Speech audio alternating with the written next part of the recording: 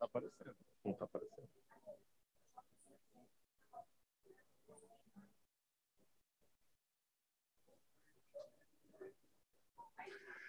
Senhoras e senhores, dentro da programação do Nordeste Export, convido para vir ao palco o senador Roberto Rocha, do PSDB do Maranhão.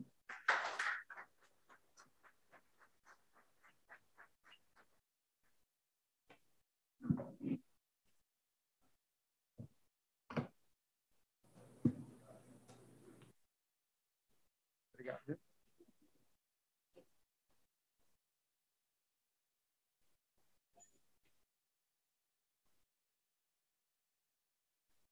Boa tarde a todas, boa tarde a todos. Agradeço o convite de estar aqui hoje, participando desse importante evento.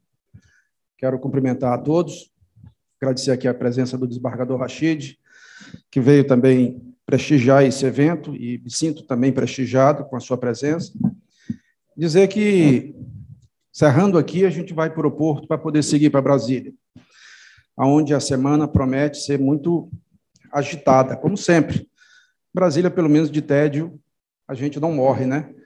Porque toda semana tem algo diferente. Vamos ver o que nos espera essa semana. Bom, eu fui convidado aqui para falar, me parece, de dois temas. Um sobre a nova lei das ZPEs do Brasil, onde aqui no Maranhão nós temos a ZEMA, que é a Zona de Exportação do Maranhão, que é uma ZPE, e também da reforma tributária, cujo relator no Senado sou eu. Então, eu vou falar um pouco sobre a reforma tributária primeiro, me parece que é mais rápido, para, em seguida, falar das ZPS. A reforma tributária é um tema extremamente complexo, porque ele é fundamental para o país. Eu começo dizendo que não consigo enxergar nenhuma obra mais importante para combater a pobreza do que uma boa reforma tributária. Porque eu aprendi que só tem uma maneira de combater a pobreza, é gerando riqueza. Quando a gente fala gerar riqueza, alguns esquerdopatas dizem que a gente está falando gerar rico. Não é necessariamente isso. Gerar riqueza é fazer a economia crescer, fazer o que a gente chama de PIB, desenvolver. Porque esse é uma equação simples de entender, mas não dá para explicar para quem não quer entender. O governo existe para servir as pessoas, não as pessoas servir o governo, que é o que acontece no país atualmente. E ele serve de que forma? Fazendo entregas. Os governos, saúde, educação, segurança, etc., etc. Por todos nós é sabido que, ao longo do tempo, sobretudo dos últimos 20 anos, o aumento excessivo do gasto público, sem necessariamente aumentar o PIB, a economia, o desenvolvimento econômico, nós tivemos uma elevada perda de capacidade de investimentos. Isso fez com que os governos, de um modo geral, o Maranhão não é diferente, perdesse completamente a capacidade de investimento e só faz alguma coisa se for com dinheiro emprestado. Na composição das despesas de um governo, tem 4 coisas básicas: pessoal, custeio, compromisso com dívidas e investimentos. Então, não tem mais dinheiro para investimento. Aí, então, pega dinheiro emprestado. Isso aumenta o compromisso com a folha, aumenta o compromisso com custeio, claro, e vai aumentar o compromisso com dívida, porque tem que pagar. Por mais que tenha carência, por mais que o ano passado a gente tenha prorrogado os compromissos com as dívidas, etc., por causa da pandemia, mas tem que pagar. Agora, está pior ainda, porque além da capacidade de investimento não existe mais, não existe a capacidade de endividamento. O que significa? É como se uma família pobre tivesse como seu principal investimento botar comida na mesa. Aí não tem mais capacidade de investir em comida. Então vai na quitanda do vizinho, pega emprestado, um ovo, uma farinha, um arroz, etc. Não paga, vai na outra. Não paga, vai na outra. Daqui a pouco não pega mais em lugar nenhum. Ou seja, o Maranhão está mais ou menos assim. e o Maranhão e tantos outros estados brasileiros. Isso se deve muito, gente, por uma razão. O maior de todos os impostos do mundo e o mais violento, o mais feroz, é o ICMS. É um imposto invisível. Ele é um imposto indireto. E a grande parte da população, e aí não é só os mais pobres, uma grande parte da população acha que imposto só é aquele que é direto. O imposto que é declaratório, que tem carnê, tipo IPTU, IPVA, imposto de renda. Quantos por cento do Maranhão declara imposto de renda? 5%.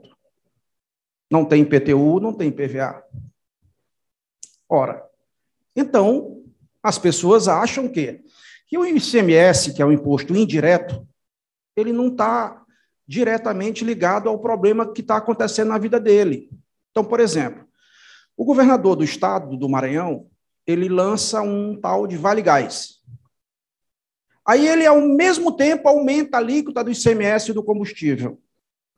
Ele não deu com a mão e tirou com a outra, não. Ele deu com uma mão e tirou com duas. Porque isso tem uma cadeia, o aumento de impostos. O Maranhão de muito já passou da curva de Laffer. Todos buscam formas de sonegar para sobreviver. O governo, de um modo geral, os governos, eles são sócios de todos nós. O governo é um sócio das pessoas, físicas e jurídicas. Se você pegar o seu contra-cheque, está lá o governo, teu sócio. Você pegar a sua empresa, está lá o governo, seu sócio. E não é um sócio pequeno. No Brasil, ele é mais ou menos 1/3. É uma carga tributária de 34%, 35%. Significa que você tem que trabalhar 4 meses no ano para o governo, para o seu sócio. Quanto mais o seu sócio, ele diminui o apetite dele, ou seja, diminui a carga tributária, mais você tem capacidade de investir e contratar pessoas. O inverso é verdadeiro. Quanto mais o governo avança na sociedade, aumentando a carga tributária, menos capacidade de investimento e de gerar emprego você vai ter. Óbvio, isso é ululante. Então, quando eu enfrento essa matéria, eu enfrento com algumas certezas e algumas incertezas. Uma certeza é que isso não me rende nenhum voto. Pelo contrário, me tira voto. Porque tempo é voto. Vocês não imaginam quantas reuniões eu tenho que fazer toda semana, todos os dias, remota ou não. Essa semana, de novo, vou ter que estar com Paulo Guedes, Receita Federal, presidente da República, presidente do Senado, presidente da Câmara, setores da economia privada, de todos os segmentos, todos os segmentos. Todo mundo quer uma conversa. Bom, mas eu sou senador do Maranhão. Por um lado, alguém podia pensar assim, são 81 senadores. Qual é o senador que deveria ter menos interesse político-eleitoral nessa matéria? É o senador que é do estado que tem a maior quantidade de pessoas pobres, que não entendem o que é imposto indireto, regressivo. Qual é? Infelizmente, é o Maranhão. Não é que o Maranhão é pobre, pelo contrário. O Maranhão é um estado rico, porém injusto e desigual e com muitos pobres. E a maior pobreza é de espírito público. Maranhão, infelizmente, prevalece uma lógica perversa, cruel e excludente, onde o certo é estar errado, para ter o controle absoluto de todos. Todos os políticos, todos os empresários. Porque há uma grande dominação de poder e uma concentração brutal de força política. Portanto, não há democracia política. Se não há democracia política, não pode ter democracia social. Democracia política, para ver, tem que ter o mínimo de equilíbrio nas forças políticas. O mínimo. Muito bem. Aí, você tem, por um lado, uma situação em que o governo aumentando a carga tributária, diminui a capacidade das pessoas de avançar nos seus empreendimentos, no seu sentimento de empreendedor. Mas tem também uma outra questão que eu acho que vale a pena destacar. Eu pergunto aqui, alguém aqui já ouviu falar do segundo senador que trata de reforma tributária no Brasil? Qual é o segundo senador que trata de reforma tributária no Brasil? Primeiro, sou eu.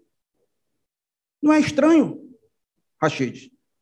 Muito estranho, porque senadores do Sul deveriam ter mais interesse do que do Norte.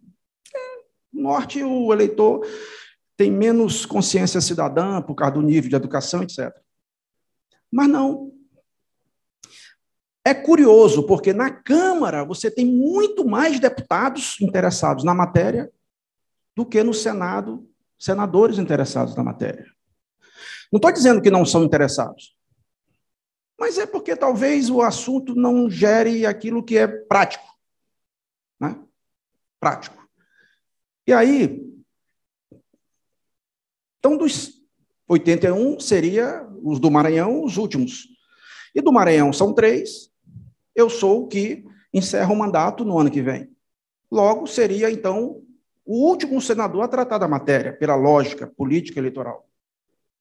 E, no entanto, eu trato dessa matéria com a consciência de que, se eu estou fazendo com que essa obra nasça, eu estou dizendo que ela é a mais importante para combater a pobreza. Mesmo que não ganhe voto. Paciência. Eu digo isso e, às vezes, a pessoa diz, Roberto, tu pode ser igual o Churchill. Vai ficar para a história, não tenha dúvida. Mas ganha guerra e perde a eleição. Aí eu pergunto assim, quem é aqui que sabe o nome da pessoa que ganhou do Churchill a eleição? Paciência. Então eu quero ser o Churchill, que salvou a humanidade da garra do Hitler. O fato é, não só de voto se vive. A gente trabalha na política, eu faço sempre isso, tentar entregar para a próxima geração um mundo melhor que recebemos. Então, eu que já tive muitos mandatos, tenho atualmente o mandato de senador, nunca ninguém teve notícia de, primeiro, atos que possam envergonhar aquele que vota em mim. Segundo, algum tipo de perseguição usando a força do mandato. Não. Se não puder fazer o bem, eu me afasto daquele que é eventualmente aliado de campanha e etc. E a gente segue a vida. O fato, gente, é que a reforma tributária, ela tem despertado em nós algumas curiosidades. No Brasil, metade do Brasil para baixo, a população, a sociedade é maior que o governo. Da metade para cima, o governo é maior que a sociedade. Então, dessa metade para cima, em que eu faço parte, e acho que a maioria que está aqui, infelizmente, a pior parte é o Maranhão, onde o governo tem muita força na sociedade, porque a economia é estatal. Para vocês terem ideia, 86% do ICMS do Maranhão é combustível, energia e telecomunicações. Porque não tem indústria, não tem produção. O Maranhão tem a pior arrecadação per capita de ICMS do Brasil, como também a de IPI do Brasil. O Maranhão tem a pior renda per capita do Brasil. E onde é que é a melhor? Por favor, atende aqui, Max. Atende aqui o ministro aqui, por favor.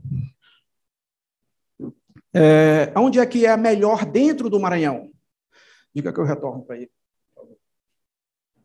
É na região sul. Melhor renda per capita do Maranhão. Região de Balsas. Cheguei de lá essa semana. Mas é uma região que produz o quê? Grãos, monocultura, atividade primária. O problema do Maranhão é que a economia é primarizada. Completamente. Mesmo assim, está lá a melhor renda per capita do Maranhão. Porque tem alguma produção. Tem renda, tem riqueza sendo desenvolvida. O dia que o Maranhão descobrir a força que tem, aí sim, a gente não vai mais poder dizer que nós somos um Estado com muitos pobres, como temos atualmente. Como é que compara o Maranhão com Paraíba, com Ceará, com Piauí, com Pernambuco? Não pode comparar. O que é que tem de mais importante dentro de um lugar? A população. E depois, águas. O Maranhão tem 60% das águas interiores do Nordeste, 12 bacias hidrográficas, mais de 5 mil quilômetros de rios perenes. Esses rios nascem no sul do Maranhão, correm o estado todo e desaguam aqui no mar. Daí a razão da cor da água da praia. Não é sujeira. E também os mangues, a influência dos mangues aqui. O Maranhão e o Amapá junto deve ter mais mangue que o resto do planeta. Agora, qual é o problema? É que passados tantos anos, e meu pai que foi que abriu aquela fronteira agrícola, se não fosse ele, não tinha Mato Piba. Alguém podia dizer, não, mas tinha um Piba. Não, não tinha, porque escoa por balsas para vir para o Porto do Itaqui. Então, por isso que o presidente botou o nome da ponte Alto Parnaíba, Ponte Governador Luiz Rocha. Ora, de lá para cá, 40 anos se vão, e não teve cadeia produtiva. O que é que sai aqui pelo Porto do Itaqui, todo dia, o dia todo? Pelos portos, pelo complexo portuário. Hoje sai grãos e minério de ferro, nem alumínio sai mais. Por que não sai alumínio? Porque a Alumar fechou a fábrica de alumínio. Alumínio é basicamente energia sólida.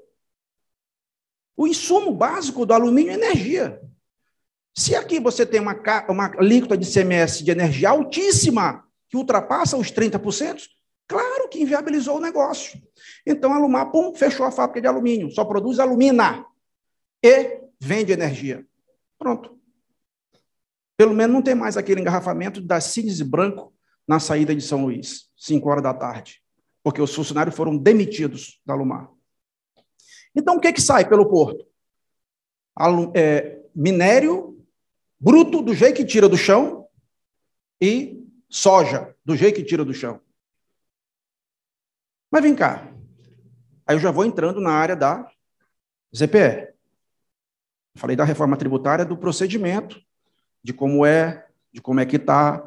Talvez para dar uma pincelada melhor, dizer para vocês que a gente ouve falar de reforma tributária nos jornais do Brasil, e o que está na Câmara. Eu quero dizer para vocês que o que está na Câmara não é reforma tributária. É um equívoco completo. Se eu quisesse, eu estava todos os dias nos meios de comunicação do Brasil. Porque a reforma tributária ela não pode se resumir a um projeto que cria a CBS, Contribuição de Bens e Serviços, juntando PIS e COFINS, impostos do governo federal. Não pode ser isso. Que, aliás, é inconstitucional fazer por lei ordinária, tem que ser por emenda constitucional. Só agora descobriram isso. E também, pontualmente, tratar do imposto sobre renda. Renda. Ora, no Brasil, ao contrário dos Estados Unidos, mais de 50% é da base consumo. 17% é da base renda. Ora, e se uma reforma não envolve a base consumo, onde estão os impostos da base consumo, não adianta nada. Eu acabei de falar do ICMS, o ISS é um imposto que cresce muito. Mas vem cá, lá na Câmara tem esses dois projetos que estão lá engatinhando com problema. A reforma tributária está no Senado. Todo mundo sabe no Brasil que tinha uma reforma aqui e outra aqui. Aí uma briga na Câmara infernal, antes era com o presidente Rodrigo Maia, com o governo, depois ficou com o Arthur Lira, com o Baleia Rossi, autor da PEC. E o relator, deputado Aguinaldo, do partido do Arthur, não apoiou o Arthur. Pense numa confusão. E a gente, com jeito, exercendo a política no melhor sentido, que é usando o combustível dela, que é a saliva, a gente foi conversando. E nesse diálogo, nós conseguimos avançar na PEC do Senado. Mas isso em silêncio, sem alarde, sem buscar notoriedade. Entendam, embora um assunto que não rende eleitoralmente, eu estou fazendo em silêncio, porque senão não funciona. Não funciona. Pense assim num carro com 300 mil cilindros. mexe aqui, altera ali e tal, não tem jeito. Tu pega, por exemplo, as prefeituras. Tem um grupo de prefeitura que é das capitais e grandes municípios. Eles não querem que o ISS entre no IVA, que é o IBS. Ora, então não tem IVA. Não tem sentido. Aí você tem um monte de outras questões que envolvem esse debate. Os estados nunca aceitaram o IVA. Eles queriam que tivesse, aí a gente está produzindo o IVA dual. Ninguém sabe disso. O IVA dual é um IVA que tem do governo federal, onde a CBS será acoplada, sem problema, e o IVA dos entes subnacionais, que tem estados e municípios, obedecendo a mesma carga tributária atual, que vai dar 35, 65, mais ou menos. Pronto, o sistema é eletrônico, completamente eletrônico, porque nós não podemos ter uma reforma tributária clássica. Nós estamos no mundo tecnológico. A gente compra bem aqui um avião agora, transfere dinheiro para onde quiser, a quantia que for. Por que não é um sistema eletrônico? Tem que ser. O desafio da humanidade sempre foi rastrear o produto, com código de barra, com barreiras fiscais, etc. Mas agora a gente pode rastrear, além do produto, pode rastrear o dinheiro. Se a gente saísse daqui agora para fazer um jantar, há 20 anos atrás, cada um sacava um pouco de dinheiro e pagava a sua parte. Hoje não, é tudo no cartão ou no Pix, etc. Então, claro que o sistema eletrônico é possível. O cara vai lá, consome, automaticamente cai se é para a União ou se é para os estados e municípios. Ponto. Eu não vou me alongar aqui no conteúdo da reforma, até porque eu tenho feito isso com muita cautela, para ir quebrando as arestas. A gente puxa daqui, puxa dali, puxa da acolá, vai levando, mas estamos conseguindo ajustar. Estamos conseguindo ajustar. Quarta-feira, dia 4, eu estarei com o presidente da República e vou entregar a ele o relatório. Não que eu tenha que entregar a ele, mas é que não tem uma reforma sem a participação do governo federal. Não existe. Então, a gente tem que fazer a várias mãos. O Senado, a Câmara, o Executivo, através do Ministério da Economia, os governadores, com os secretários de Fazenda, os prefeitos, com eles ou os secretários de Fazenda, e com o capital privado, com o setor produtivo. Indústria, comércio, agricultura, serviço, cooperativa, e assim vai. Vamos agradar todo mundo? Claro que não. Óbvio que não. É óbvio que não. Mas vamos produzir, sim, o melhor sistema tributário possível, para fazer com que a gente aumente a nossa economia, cresça mais rapidamente e produza emprego, renda para o país, para, assim, fazer a melhor forma de combater a pobreza, como disse no início. Caminhando, então, para a questão das EPS. Gente, o Brasil tem tudo para ser uma China democrática.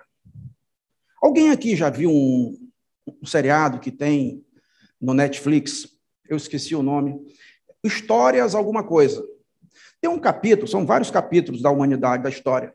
Tem um lá que chama assim, ó, Transição Econômica na China, parece que o nome é esse.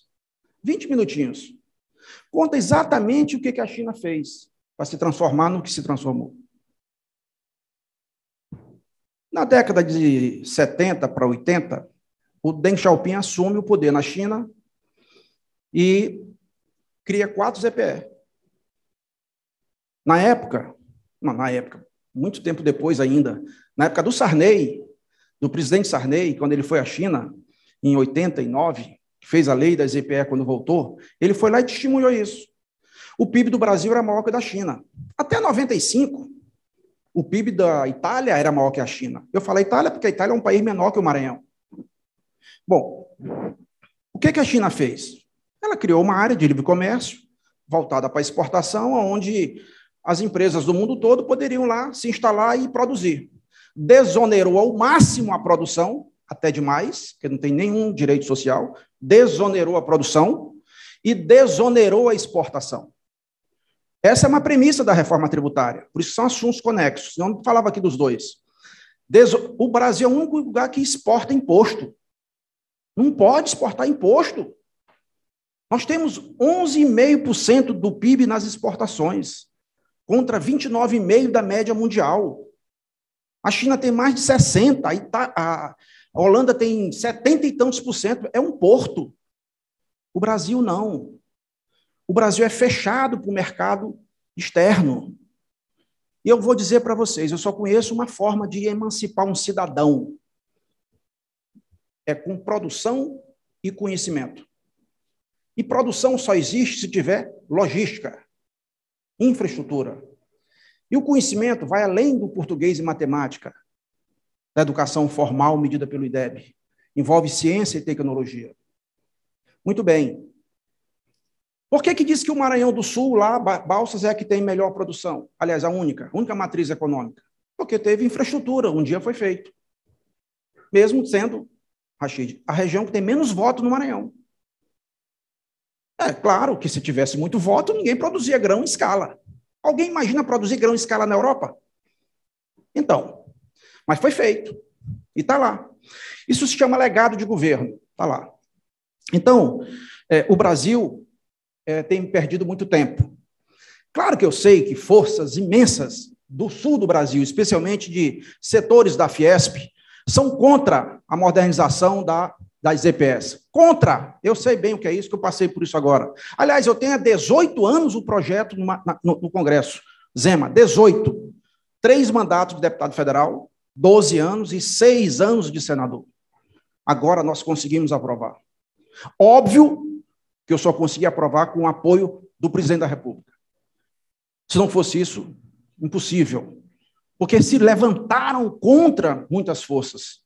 Mas vocês, quem acompanhou, viu. A gente aprovou na Câmara, mas no Senado caiu, perdeu no Senado. E conseguimos reverter na Câmara de volta. Muito bem. Como na vida não tem muito romance, na vida pública, pressão e contrapressão, é claro que o fato de eu ser relator da reforma tributária, eu também botei as cartas na mesa. É o que eu tinha para jogar. A barganha é legítimo na vida. Legítimo. Desde que você faça a barganha em nome do que você representa, interesse público. O que não é legítimo é a chantagem. Aí sim, é quando você faz em benefício próprio. Não. Aí não.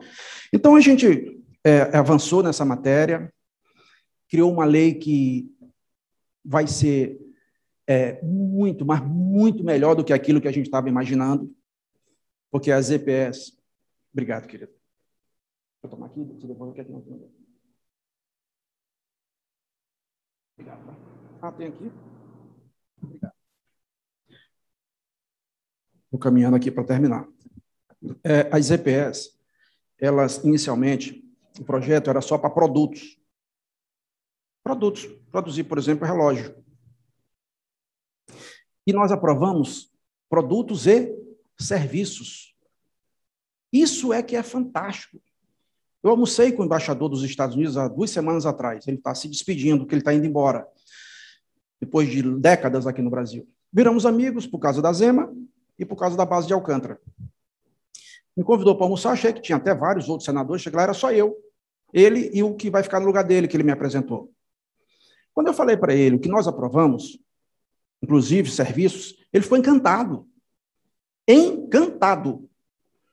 E eu disse a ele, olha, o que tem hoje, ele não sabia, ele ficou surpreso. Claro que ele não vai saber, muitos de nós maranhenses não sabemos. Eu olho ali o Porto do Itaqui, ali saindo navios, todo dia.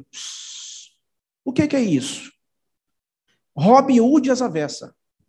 É o mais pobre mandando para o mais rico. Emprego, renda, riqueza.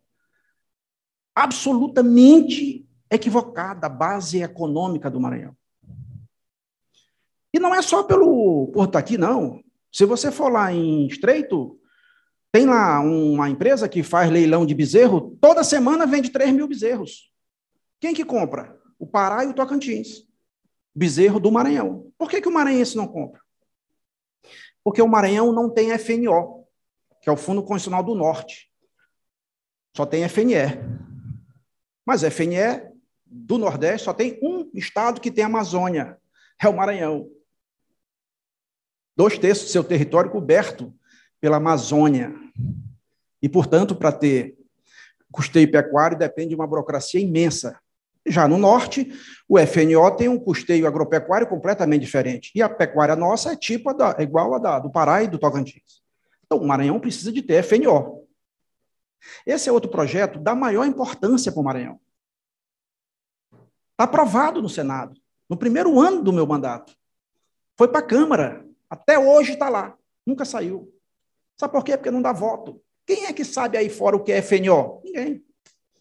Então não interessa. E paciência, vai fazer o quê? Eu tenho procurado lutar para aprovar, porque ele é de extrema importância. Uma vez falando com a Dilma, ainda Dilma, presidente, senador, mas não pode, o Maranhão não é do norte. O Maranhão é do nordeste. Digo, sim. Presidente, eu sou de obedecer critério. O critério é esse? Eu acho que sim. Bom, então a gente vai tirar Minas Gerais do FNO e da Sudene, porque Minas Gerais não é do nordeste. Aí tocou no calo dela, né? Ah, não. Então pronto. Se você acha que tem direito porque está na faixa de transição ali, nós é que temos mais ainda. Porque o Maranhão está entre o semiárido e o semiúmido. O Maranhão não tem problema de falta nem de excesso, que é água. O Maranhão não pode ser penalizado. Ter 2/3 na Amazônia é legal e, no entanto, não ter direito ao FNO. Bom, esse assunto, ele está aí colocado. A bancada do Maranhão começou a se movimentar recentemente, sabe por quê? Porque começaram a fechar as agências do BASA. O BASA no Maranhão sem o FNO é como se tivesse o BNB sem o FNE. Não vale nada. Não vale nada. Mas aí, ao fechar as agências, os funcionários foram atingidos e correram nos sindicatos. E os sindicatos que são organizados pressionaram os políticos. É o que eu digo. Na democracia, você é eleito pela maioria. Mas muitas vezes governa com a minoria. Por quê? Porque a minoria é organizada e barulhenta. A maioria não. A maioria é desorganizada e silenciosa. De tal modo que eu, mesmo sabendo disso, não me deixo levar por essas tristes realidades. Por essa razão, a gente avançou muito na Câmara, avançou muito no Senado, reunião, 3 anos de reunião para criar um texto que que representasse o novo marco legal das ZPS do Brasil. Esse texto foi colocado como uma forma de uma emenda a uma medida provisória. Mais 2 minutos eu encerro. Uma medida provisória. Essa medida provisória foi editada no ano passado. Por quê? Porque a única ZPE que funciona no Brasil é em Fortaleza. E lá tem a White Martins. E o Brasil precisava de oxigênio para o mercado interno. E a lei dizia que 80% era para o mercado externo e 20% para o mercado interno. Que, aliás, a gente acabou com isso agora. E aí, o que acontece? Foi editada uma medida provisória só tratando disso. Um parágrafo. Um artigo só. Aí, o ano passado, fiz uma emenda, que é o novo marco legal das EPS. Não conseguimos lograr êxito. Não foi aprovado. Esse ano, de novo, foi editada a medida provisória. E, mais uma vez, eu apresentei a emenda, até mais encorpada, até mais recheada. Eu chamei de emenda turbinada. E aí a gente aprovou a emenda na Câmara, foi para o Senado, teve um revés, volta para a Câmara, conseguimos aprovar. Quarta passada, eu tinha marcado com o presidente da República de sancionar. Ele tinha convidado para sancionar a lei com ele. Mas foi o dia que ele adoeceu. E não teve, claro que não pode prorrogar o prazo de sanção. E aí foi sancionado. Mas a foto será feita nessa quarta-feira agora. Eu estou indo mais por isso, porque até meu aniversário na quarta-feira, então eu vou mais por conta desse compromisso. E aí, na hora de sancionar, outra guerra, Zona Franca de Manaus, Fiesp, em cima para não deixar sancionar. Combinamos uma forma de fazer sem criar problema, onde alguns itens foram vetados, de fato foram vetados, combinado conosco, por conta de um acordo que tem no TCU, que está prejudicando o Brasil todo. e a gente vai resolver o problema do acórdão e vai derrubar os vetos no Congresso. Então, gente, eu termino dizendo, com a nova lei das ZPS do Brasil, em sintonia com a reforma tributária do Brasil, com a reforma da Previdência que foi aprovada, amanhã sendo aprovada a reforma administrativa que está sendo aos poucos sendo feitas, eu não tenho nenhuma dúvida que nós estaremos criando o melhor ambiente de negócio para trazer para o Brasil aquilo que falta no Brasil e sobra no mundo, que é dinheiro. Ninguém investe em nenhum lugar do mundo se não tiver segurança jurídica, se não tiver previsibilidade, confiança. E o que nós estamos tentando fazer é isso, é fazer com que, no caso do Maranhão, no caso do Nordeste, esse Nordeste brasileiro que está mais perto do mercado europeu, do mercado asiático, pelo Canal do Panamá, do mercado americano, que tem em São Luís, por exemplo, portos fantásticos, é o lugar mais próximo dos Estados Unidos. Então, é claro que nós podemos ser aqui um grande entreposto das Américas. Eu só termino pedindo a vocês uma reflexão. Quando veio a pandemia, eu fiz um artigo, está até publicado aí. É óbvio que nós não teremos mais a mesma ordem econômica no mundo. Com o problema da pandemia, que está matando milhões de pessoas no mundo, a China não vai ter mais o que teve até agora. Não vai mais ter. O problema nasceu na China. Nasceu na China. Sabe o que me disse, Rachid, o embaixador? Eu disse, mestre, lá em Wuhan é a capital da moda na China. Só que uma coisa é uma etiqueta made in China, outra coisa é made in Itália. Então, o que os chineses fizeram? Foram para o norte da Itália, na região de Milão, e compraram dezenas de indústrias. E tem 10 mil chineses de Wuhan morando no norte da Itália. Na China tem um feriado chinês, que é o Ano Novo Chinês. Um mês, fecha tudo. Em 2020, no feriado chinês, esses moradores de Wuhan foram visitar os parentes na Itália. Chegaram lá, saíram dizimando os velhinhos tudinho. Matando os velhinhos tudinho da Itália. A Itália tem, como disse, menor que o Maranhão, mas tem 10 vezes a população do Maranhão. A expectativa de vida do norte da Itália é de 80 anos, homem, 79 mulher. Então, os italianos não querem ouvir falar em chinês. O europeu, o americano. E assim, vocês imaginam a quantidade de filme e seriado que vai ter depois da pandemia tratando dessa guerra mundial contra esse inimigo invisível e letal? Então, a gente vai ter que fazer o quê? Se preparar para essa nova ordem econômica mundial, onde a China só vai continuar comendo essas porcarias se quiser voltar a ser colônia. E não vai querer, porque tem 600 milhões de chineses que subiram de vidas, mais de 2 Brasis. Para eles continuarem globalizados, eles vão ter que mudar a proteína animal. Mudar. Lá em Wuhan já proibiram cachorro e gato. Não é suficiente. Vocês veem que nem a vacina chinesa entra na Europa ou nos Estados Unidos, não entra. Os europeus proibiram todos de venderem empresas para a China. O Japão diz que vai tirar todas as empresas da China. Significa que vão ter que trocar as proteínas animais. Ou seja, vai ter que trocar o que come por milho, milheto, sorgo e etc. Para produzir isso, tem que ter... Já vou. Tem que ter grãos. Grãos para fazer ração animal. Isso é feito na Europa? Não tem jeito de fazer na Europa. Nem nos Estados Unidos. Então, tem um lugar no mundo capaz de produzir proteína animal, pelo menos inicialmente ração animal, para o mundo, especialmente para a China, que é o Brasil, o Matopiba. E por onde que sai essa produção? Por São Luís. Então, eu acho, Rachid, que aqui, deixo aqui essa palavra de otimismo. O passo próximo que nós temos que dar na busca de ter em São Luís a maior fábrica de ração do planeta. Do planeta. Assim como uma fábrica de trilho. Trilho em São Luís. E nós estamos tratando disso. Embora sem nenhum apoio do governo do Estado. Zero. Nós estamos tratando disso. Porque, enfim, a gente considera que esse é um passo importante para promover o nosso desenvolvimento. Obrigado, estou à disposição de vocês. Quem quiser mais informação, é só falar com o meu gabinete.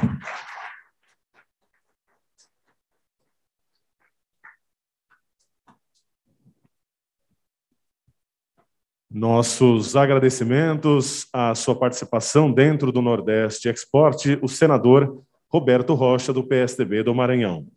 Dentro de 1 minuto, nós voltaremos com o momento Porto do Itaqui, com a presença do presidente, senhor Ted Lago.